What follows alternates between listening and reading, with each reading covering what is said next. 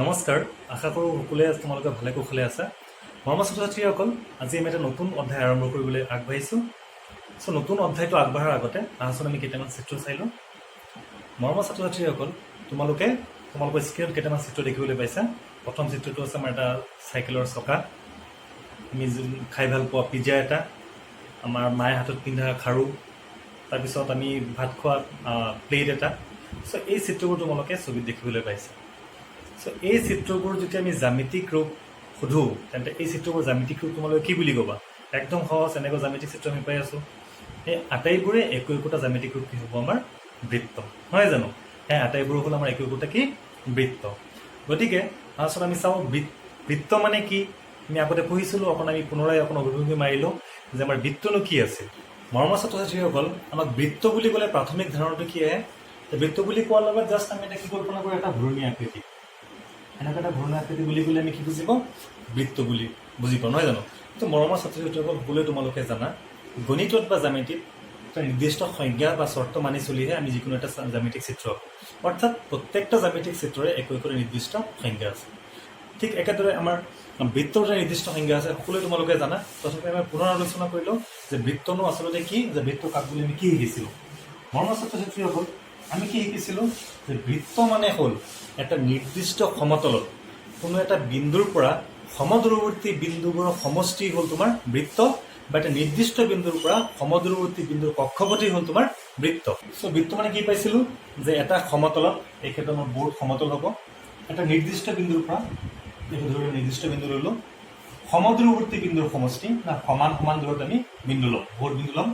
ধৰি লওক 5 চেণ্টিমিটাৰ দূৰত এটা বিন্দু ল'লোঁ ইয়াত, আৰু এটা ল'লোঁ ইয়াৰ পৰা 5 চেণ্টিমিটাৰ দূৰত ইয়াত, একেদৰে ইফালে ল'লোঁ। চাৰিওফালে তেনেকৈ যদি একে সমান দূৰত কেইটামান বিন্দু ল'ম, এনেকুৱা বিন্দু এটাৰ লগত আনটো সংযোগ কৰি গৈ থাকিলে যিটো আমি চিত্ৰ পাম, সেয়াই আছিল কি? আমাৰ বৃত্ত, নহয় জানো? খালী হাতেৰে কিছু অসম চিত্ৰটো একেলগে হ'বই বাৰু। যি কি নহওক, এইবোৰ আমি গম পালোঁ, এয়া হ'ল আমাৰ কি? বৃত্ত। বৃত্ত মানে কি? নিৰ্দিষ্ট বিন্দুৰ পৰা সমদূৰত থকা বিন্দুবোৰৰ সমষ্টি, বিন্দুবোৰ লগ লাগি পেলাই এই আকৃতিটো হৈছে আমাৰ, সেয়া হ'ল আমাৰ বৃত্ত। ঠিক আছে মৰমৰ ছাত্ৰ ছাত্ৰীসকল, বৃত্তৰ বিভিন্ন অংশ বা পাৰ্থক্য তোমালোকে সকলোৱে জানা। তথাপি পুনৰ আমি আলোচনা কৰিলোঁ। এই নিৰ্দিষ্ট বিন্দুটোক আমি কি বুলি কৈছিলোঁ? বৃত্তটোৰ কেন্দ্ৰ, নহয় জানো? তাৰপিছত কি আছিল আমাৰ? এই নিৰ্দিষ্ট বিন্দু আৰু আমি যে সমান্তৰত যিবোৰ বিন্দু লৈছোঁ, তাৰে যিকোনো এটা বিন্দু লৈ পেলাই সংযোগ কৰিলে যোনডাল আমি ৰেখা পাম বা ৰেখাখণ্ড পাম, ইয়াক আমি কি নাম দিছিলোঁ? ব্যাসাৰ্ধ, নহয় জানো? তাৰপিছত আমি কি পাইছিলোঁ? এই কেন্দ্ৰৰ মাজে যদি আমি এডাল ৰেখা পাৰ কৰি দিওঁ, যি ৰেখাটোলে তোমাৰ বৃত্তৰ দুই মূৰক স্পৰ্শ কৰিব, এইডালক আমি কি বুলি কৈছিলোঁ? ব্যাস, নহয় জানো? ইয়াৰ উপৰিও আমি কি পাইছিলোঁ? যে বৃত্তৰ পৰিধিৰ বা বৃত্তৰ যোনকেইটা বিন্দু সংযোগ কৰিব হৈছে, তাৰে যিকোনো দুটা বিন্দু, ধৰি লোৱা ইয়াত এটা বিন্দু ল'লোঁ, ইয়াত এটা বিন্দু ল'লোঁ, সেই বিন্দু দুটা সংযোগ ৰেখাখনক আমি কি নাম দিছিলোঁ? জ্যা। এইখিনি আমি সকলোৱে জানো, নহয় জানো? এয়া আছিল আমাৰ কেন্দ্ৰ, এয়া আছিল আমাৰ ব্যাসাৰ্ধ, এয়া আছিল ব্যাস, এয়া হ'ল আমাৰ কি? জ্যা, নহয় জানো? আৰু আকৌ আমি কিছুমান অতিৰিক্ত তথ্য আমি জানো, যে ব্যাস হ'ল ব্যাসাৰ্ধৰ দুগুণ, ব্যাসাৰ্ধ হ'ল ব্যাসৰ আধা। তাৰোপৰি এয়াও জানো আমি যে বৃত্তৰ ব্যাসডালেই হ'ল দীৰ্ঘতম জ্যা, নহয় জানো? এয়া আমাৰ বৃত্ত সম্পৰ্কে কিছুমান প্ৰাথমিক ধাৰণা আমি আগৰ ক্লাছত শিকি আহিছোঁ, নহয় জানো? ইয়াৰ উপৰিও আমি কিছুমান কথা শিকিছোঁ। ইয়াত চোৱা, এইটো আমাৰ কেন্দ্ৰ আছিল। এই যিটো আমি আকৃতিটো পালোঁ, এই বাউণ্ডেৰী বা চাৰিসীমা যোনটো আছে, ইয়াক বৃত্তৰ কি বুলি কোৱা হয়? আমাৰ এই বাউণ্ডেৰীটোক আমাৰ বৃত্তৰ কি বুলি শিকিছিলোঁ আমি? সেয়া হ'ল বৃত্তৰ পৰিসীমা, বা বৃত্তৰ ক্ষেত্ৰত ইয়াৰ নিৰ্দিষ্ট নাম দিছে, সেয়া হ'ল আমাৰ কি? পৰিধি। এয়া হ'ল আমাৰ কি? বৃত্তৰ পৰিধি। এয়াও কিন্তু আমি শিকিছিলোঁ, নহয় জানো? তাৰপিছত আৰু এটা শব্দ পাইছিলোঁ যে বৃত্তৰ কালি। বৃত্তৰ কালি মানে কি জানো? যে এই চিত্ৰটো বা এই বৃত্তটোৱে তাৰ মাজত যিমানখিনি ঠাই আগুৰি আছে, তাৰ মাজত যিমানখিনি ঠাই আছে, সেই ঠাইখিনিক আমি বৃত্তৰ কি বুলি ক'ম? কালি বুলি ক'ম, নহয় জানো? ইয়াতো আমি আগতে শিকিছোঁ। গতিকে মৰমৰ ছাত্ৰ ছাত্ৰীসকল, এইখিনি এক্সপ্লেনেশ্যনৰ পৰা তোমালোকে নিশ্চয় বুজি পালা, যিটো অধ্যায় আমি আৰম্ভ কৰিবলৈ গৈ আছোঁ, সেই অধ্যায়টো হ'ল আমাৰ, বা আজি আলোচনা কৰা অধ্যায়টো হ'ল আমাৰ বৃত্ত সম্বন্ধীয় কালি। এই বৃত্তৰ যিখিনি কালি আছে, সেই বিষয় লৈ পেলাই ইয়াত আমি এই অধ্যায়টোত আমি আলোচনা কৰিম। গতিকে তোমালোকে দ্বাদশ অধ্যায় 12 চেপ্টাৰ বৃত্ত সম্বন্ধীয় কালি উলিয়াই ল'বা, ঠিক আছে? নমস্কাৰ, সকলোকে মোৰ গণিত বিষয়ৰ ইউটিউব চেনেল শূন্য দ্য মেথমেটিক্স কৰ্ণাৰলৈ স্বাগতম জনাইছোঁ।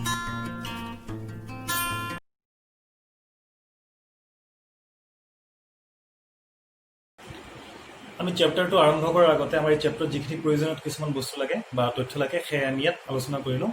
সেই তথ্যখিনি আমি সকলোৱে জানো অলৰেডি। চ' এয়া পাইছিলোঁ আমি বৃত্ত, এয়া হ'ল আমাৰ কেন্দ্ৰ। এই বৃত্তটোৰ ব্যাসাৰ্ধ যদি আমি আৰ বুলি ধৰোঁ, এয়া আছিল আমাৰ বৃত্তৰ পৰিধি, হয় জানো? চ' বৃত্তৰ পৰিধি যদি আমাৰ ব্যাসাৰ্ধ আৰ দিয়া থাকে তেন্তে বৃত্তৰ পৰিধি আমি তাৰ কাৰণে এটা সূত্ৰ সকলোৱে শিকিছোঁ। সেয়া কি আছিলে আমাৰ যে বৃত্তৰ পৰিধি আমি কি বুলি জানো? বৃত্তৰ পৰিধি ইজ ইকুৱেল টু 2πr। এই পাইটো এটা ধ্ৰুৱক মান আৰু ইয়াৰ মান কি আমি এও শিকিছিলোঁ আগত। পাই মানে হ'ল বৃত্তৰ পৰিধি আৰু ব্যাসৰ অনুপাত, সেয়া সদায় আমাৰ ধ্ৰুৱক হৈ থাকে। এই মানটো হ'ল আমাৰ কি পাই। এই পাইৰ মান আমাৰ ভাৰতীয় গণিতক আৰ্যভট্টই হওক বা শ্ৰীনিবাস ৰামানুজনে হওক এটা নিযুত স্থানলৈ আমাৰ উলিয়াৰ এটা নিৰ্দিষ্ট আমাক শিকাই থৈ গৈছে। কিন্তু আমি সকলোৱে পাইৰ মান আমাৰ ইয়াত গণিতত ব্যৱহাৰ হোৱাকৈ আমি কিমান জানো সকলোৱে যে পাইৰ মান হ'ল 3.14 বা 22/7 লৈ পেলাই আমি ইয়াত ব্যৱহাৰ কৰিম। যি কি নহওক, ইয়াৰ পিছত এয়া হ'ল আমাৰ বৃত্তৰ কালি, যিমানখিনি ঠাই আগুৰি আছে অলৰেডি আলোচনা কৰিলোঁ। এই কালিৰ কাৰণে আমি এটা নিৰ্দিষ্ট সূত্ৰ জানো যদি আমাৰ ব্যাসাৰ্ধ দিয়া থাকে। সেয়া কি যে বৃত্তৰ কালি ইকুৱেল টু আমি কি জানো? পাই আৰ স্কোৱাৰ, য'ত আৰটো তোমালোকে ব্যাসাৰ্ধ বুলি গম পালে। চ' এই দুটা তথ্যৰ আধাৰত আমাৰ এই প্ৰথম অনুশীলনী যি আছে আমাৰ বৃত্ত সম্বন্ধীয় কালি, সেয়া আমি ইয়াত আলোচনা কৰিম। ঠিক আছে, এতিয়া আমি অনুশীলনী যাওঁ। তোমালোক সকলোৱে অনুশীলনীটো উলিয়াই লওঁ। মৰমৰ ছাত্ৰ ছাত্ৰীসকল, তোমালোকে যদি মোৰ চেনেলটোত নতুন বা এতিয়ালৈকে ছাবস্ক্ৰাইব কৰা নাই তেন্তে তোমালোকে ছাবস্ক্ৰাইব বুটনটো প্ৰেছ কৰি পেলাই চেনেলটো ছাবস্ক্ৰাইব কৰি লোৱা, লাইক কৰিবা, কমেণ্ট কৰিবা, শ্বেয়াৰ কৰিবা। অনুশীলনী 12.1ৰ প্ৰথম প্ৰশ্নটো আমাক কি দি আছে চোৱা। দুটা বৃত্তৰ ব্যাসাৰ্ধ যথাক্ৰমে 19 চেণ্টিমিটাৰ আৰু 9 চেণ্টিমিটাৰ। এটা বৃত্তৰ ব্যাসাৰ্ধ নিৰ্ণয় কৰা যাৰ পৰিধি বৃত্ত দুটাৰ পৰিধিৰ সমষ্টিৰ সমান। চ' ভালকৈ প্ৰশ্নটো চাই ল'বা কি দিছে আমাক। আমাক দুটা বৃত্তৰ ব্যাসাৰ্ধ দিয়া আছে, প্ৰথমটো 19 চেণ্টিমিটাৰ, দ্বিতীয়টো হ'ল আমাৰ 9 চেণ্টিমিটাৰ। এতিয়া আমাক তৃতীয় বৃত্ত বা আৰু এটা বৃত্তৰ ব্যাসাৰ্ধ উলিয়াব লাগে। চৰ্তটো কি দিছে যে নতুন বৃত্তটোৰ পৰিধি এই দুটা বৃত্তৰ পৰিধিৰ সমষ্টিৰ সমান। চ' আমি সমাধানটো কেনেকৈ কৰিম? চ' আমি প্ৰথম বৃত্তৰ পৰিধি উলিয়াম, সূত্ৰ আমি জানো। দ্বিতীয় বৃত্তৰ পৰিধি উলিয়াম, এই দুটা যোগ কৰিম। এই পৰিধি দুটা যোগ কৰাৰ পিছত কি হ'ব? যোনটো নতুন বৃত্ত আছে তাৰ পৰিধিৰ সমান হ'ব।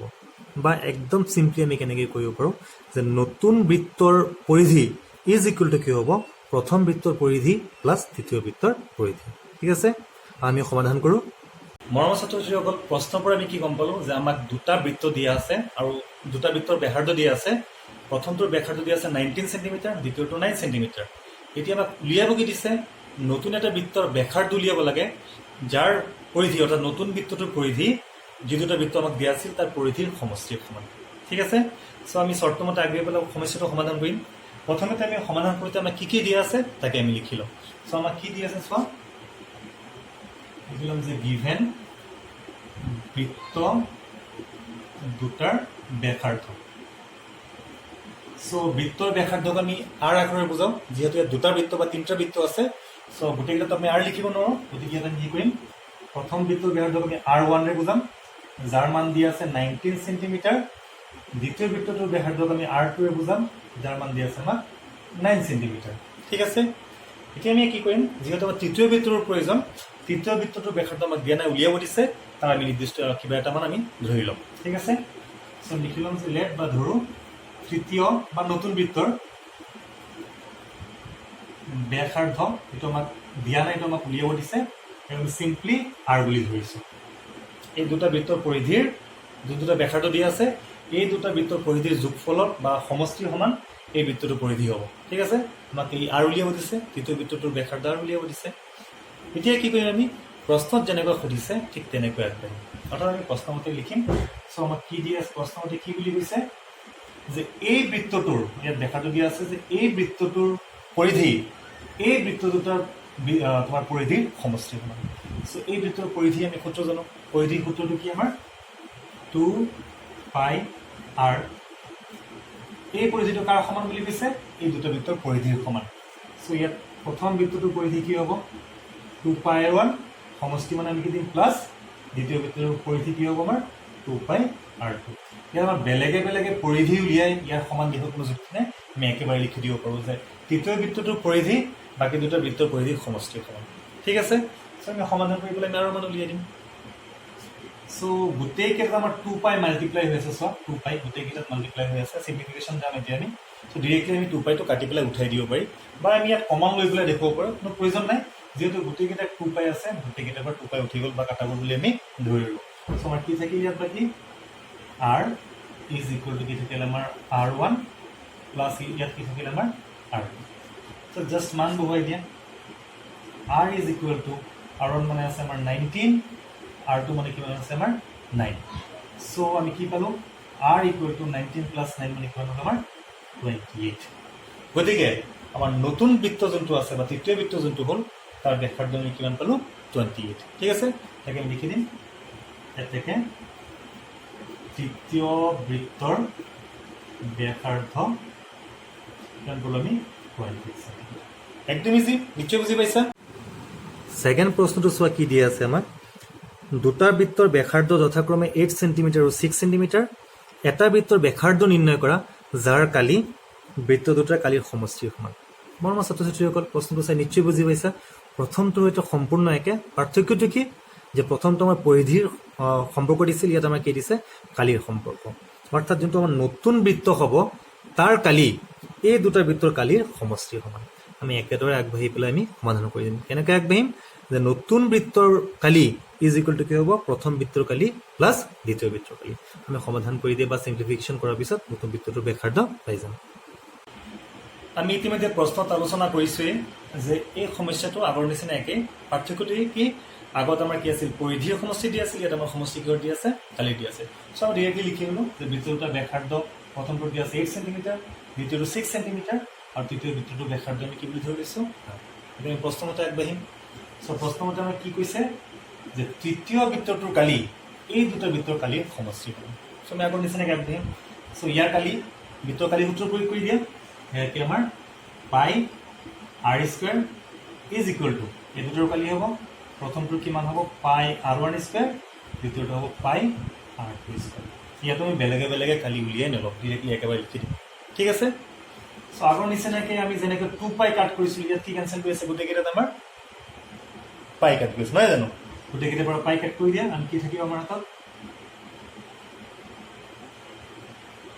r square is equal to r1 square plus ইয়াত কি আছে r2 স্কোৱাৰ জাষ্ট মান বহু আমি চিম্প্লিফাই কৰি দিম চ' আমি আগবাঢ়ি থাকিম r স্কোৱাৰ ইকুৱেল টু r1ৰ মান আছে আমাৰ 8 গতিকে 8 স্কোৱাৰ হ'ব r2 মান আছে 6 গতিকে হ'ব 6 স্কোৱাৰ চ' ইয়াত পাওঁ আমি r স্কোৱাৰ 8 স্কোৱাৰ মানে 64 এইটো হ'ল আমাৰ কিমান 36 চ' ইয়াত পাওঁ আমি এই দুটা যোগ কৰিলে পাওঁ আমি 100 চ' r ৰ ভেলু কিমান পালোঁ আমি 10 অৰ্থাৎ তৃতীয় বৃত্ত বা নতুন বৃত্তটো ব্যাসাৰ্ধ আমি কিমান পালোঁ চিম্প্লিফিকেশ্যন কৰি 10 সেন্টিমিটাৰ ঠিক আছে তাকে লিখি দিম একে সমস্যা তৃতীয়